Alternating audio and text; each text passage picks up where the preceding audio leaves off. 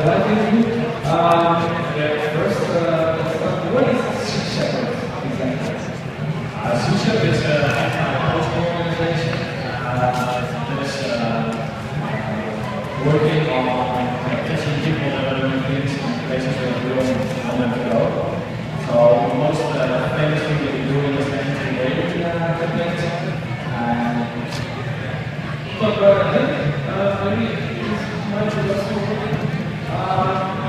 can you tell me a bit how have you done with it? How did Sea Shepherd begin with Paul Watson? Yeah, Paul Watson is a very famous member of our organization. He founded Sea Shepherd in 1977 when Greenpeace decided to go more into the lobby, into politics. And Paul Watson said, you know, I'm not going to watch people doing things, I'm going to actually stop them. And he could get people for that in Greenpeace, so he said, I want to start Sea Shepherd. And what is the difference between Sea Shepherd and Greenpeace? Well, Sea Shepherd is a lot smaller still. The most things that we do now is actually at sea. Because we believe that when the oceans we die, so we have to protect the oceans, and the only place that we can do that, we think, is in the oceans itself. And that's actually what Sea Shepherd is different from Greenpeace. And you have a specific logo. Can you tell me more about that? Yeah, the logo we have is a lot of people think we're pirates, and actually we are. Because we think with pirates, you can catch pirates. They do things that you don't want, and you have to be stronger than them. So you have to use tactics, you have to do things that probably other governments don't do, like the army or police. So you have to do other things. And the campaigns, so you told me already about some campaigns in Galapagos, I think yeah. That was your first. Yeah, my first encounter with Sea Shepherd was in 2008 when they worked in the Galapagos National Park. Charles Darwin wrote his evolution theory there. I was working on radio communication for the National Park and the Marine police, just to make sure that the areas were protected. And one of my biggest projects there was making a vessel tracking system, so that we could see where the boats are actually in the Galapagos. And so they asked their knowledge from you working on boats, can you do that on our ships as well? So last year, October, I went to Australia, to Cairns, to prepare the Sam Simon, which is our new ship. And eventually I went on campaign to Antarctica with the Barker. And could you tell me more about that, about going to Antarctica? How long does it took? What did you do there? How many people were involved? Yeah, in total there were 4 ships involved of Sea Shepherd against 6 ships of the Japanese illegal whaling fleet. And the purpose of the thing going there was to stop them killing whales. On the 60 degrees south, it's a whale sanctuary, and Japan says we want to do research there, and they think that they can catch like 1,000 whales, 1,035, and we say you can't catch any because it's a whale sanctuary, and whaling, commercial whaling is prohibited since 1986. So there's no reason for you to go down south, and well, it was asked politely, and eventually they just go. They just go. They don't care. There's no country that actually goes there to stop them. So no UN country or the European country is against opposing this? Actually, there are countries opposing it, but when you say, we actually invited them. We said, can you please come over? Because we are just a bunch of volunteers, you know, good willing people, we're not very skilled. And they just don't come, because everybody has something like, oh, that's the plan, you know, that's a trade partner of ours, we don't want to offend the Japanese people. And so they decide, well, you can do your thing in Antarctica, they don't involve us. So even Australia, who has a court case running against the Japanese, they don't come. So we're basically on our own. And why is it so important for the Japanese? Do you know their opinion about the whale hunting? Yeah, well, they say they're doing research. Actually, I think it is, because one of the biggest problems that they have is that there's no natural resources around Japan anymore. The seas are empty, and they have more than 30 million people that eat fish. So what they need to do, and we see them doing that in the Pacific, is getting all the time by such small countries. They want to buy fishing rights. And for they just want to see what's there and to see if they can exploit it just for food, which I think is very bad. Because real meat is very bad. It's not having nitrogen inside. It's poison actually. You shouldn't even want to feed people with it, but they still do.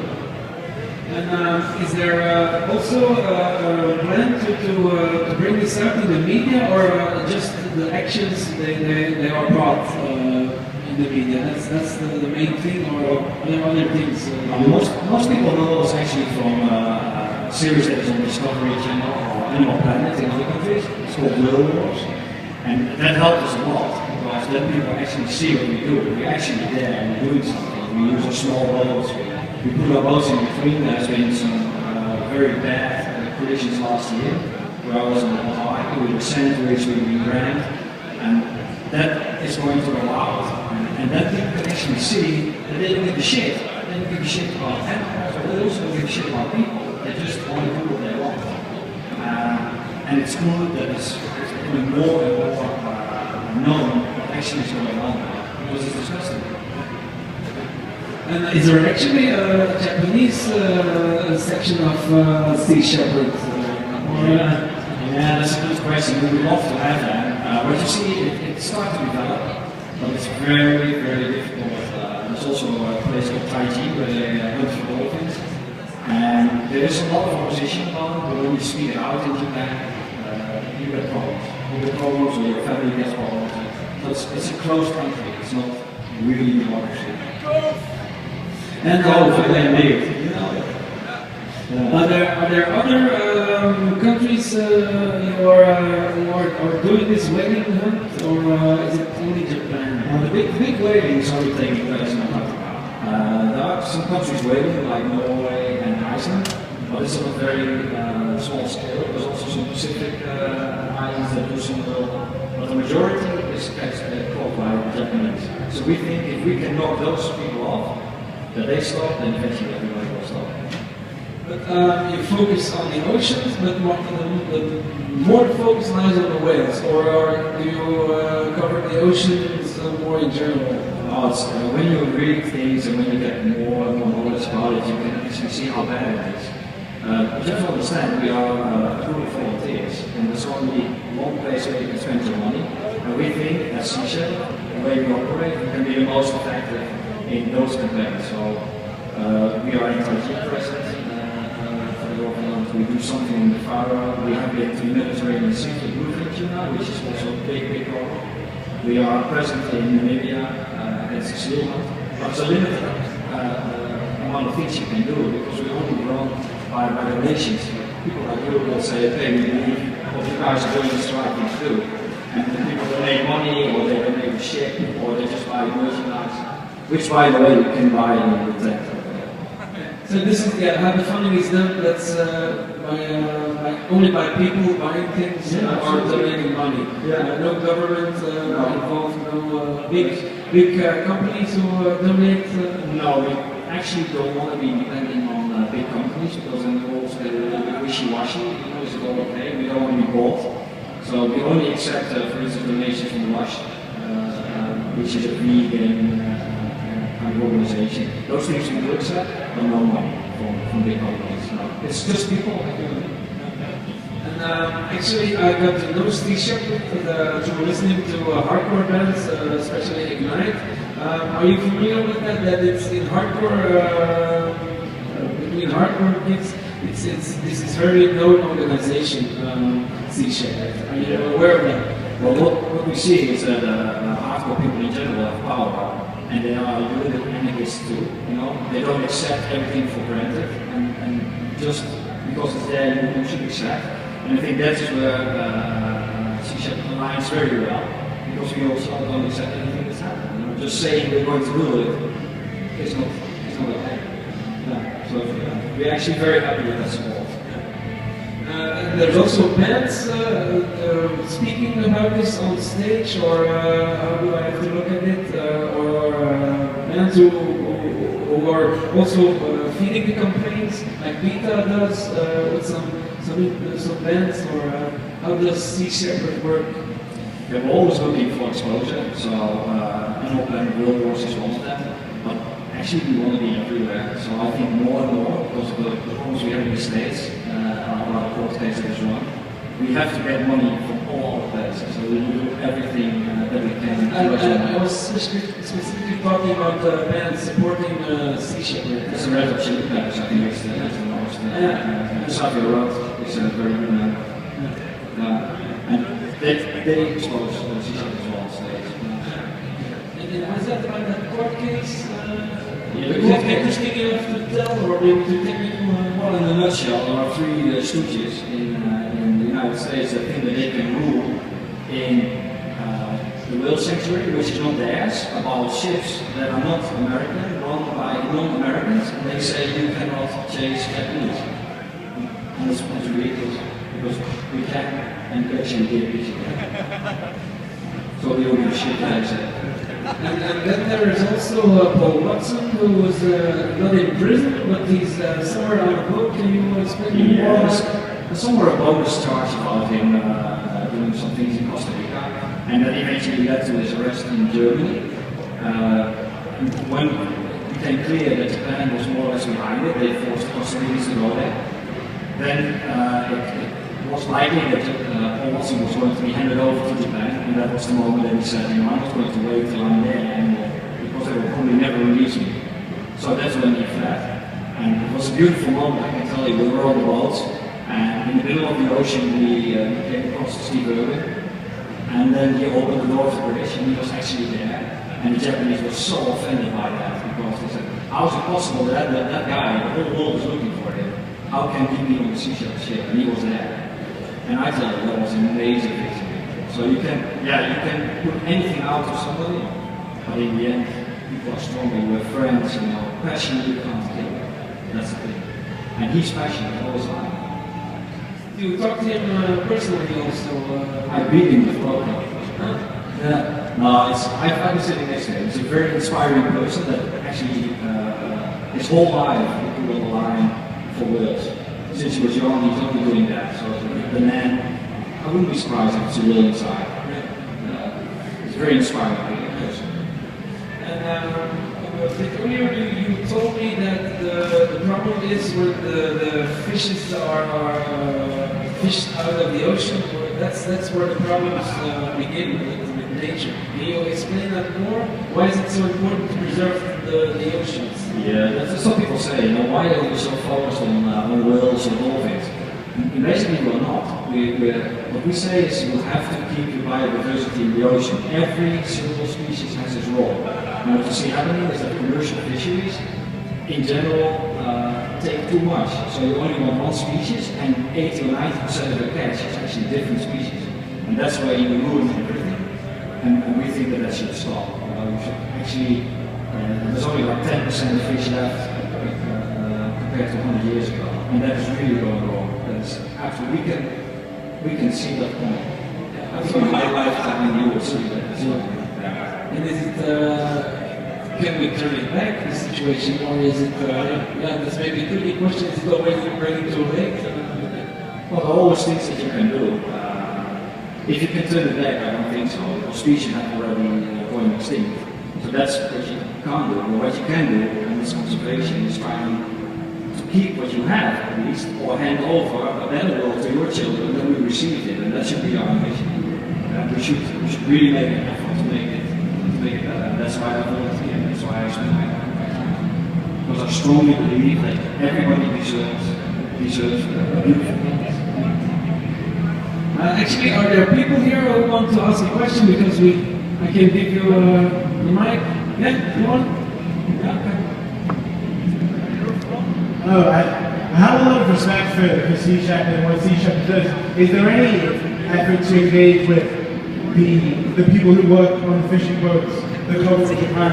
Or what is the social composition of the boats that come from Japan? Is it big companies or small fishermen? And is there any way that you can engage with those people who actually work on the boats? Yeah, that's a good question.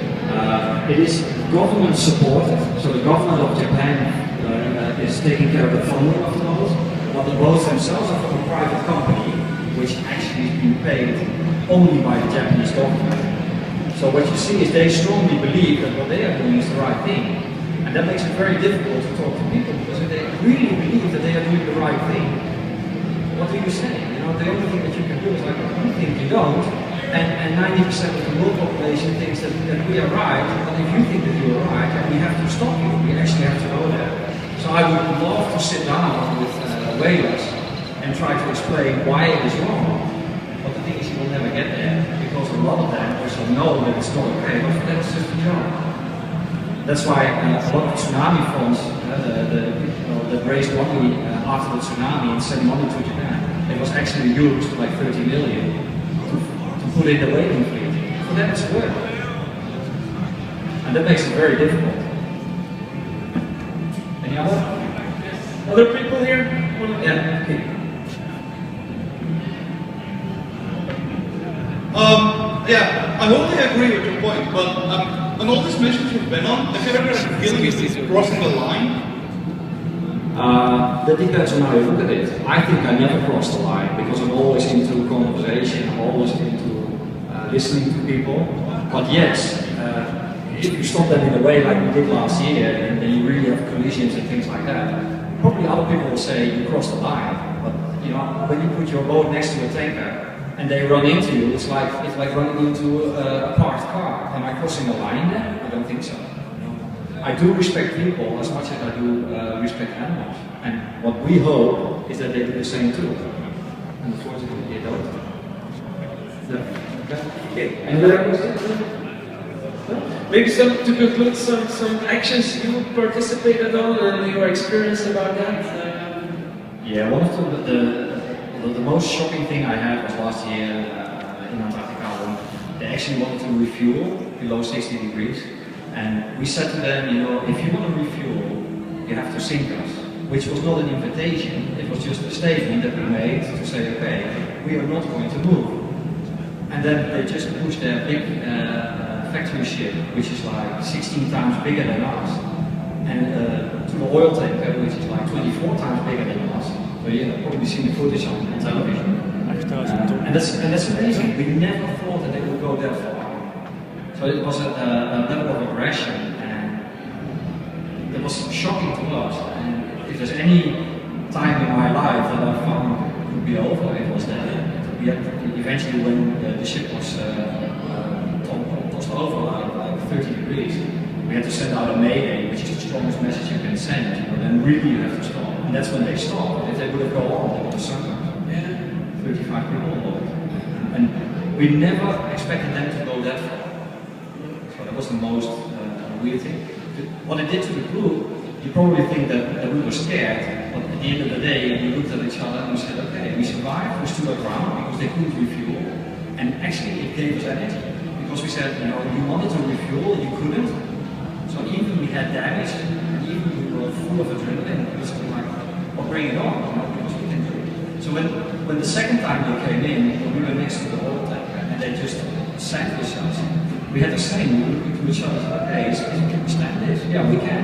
So we did. So we eventually, at the end of the day, when everything was quiet again, you cannot believe there's only ice, birds, and animals on the ice, boys are looking like, you guys are insane. But at the end of the day, you look at each other and say, okay, we did it again. So we thought, okay, bring it on.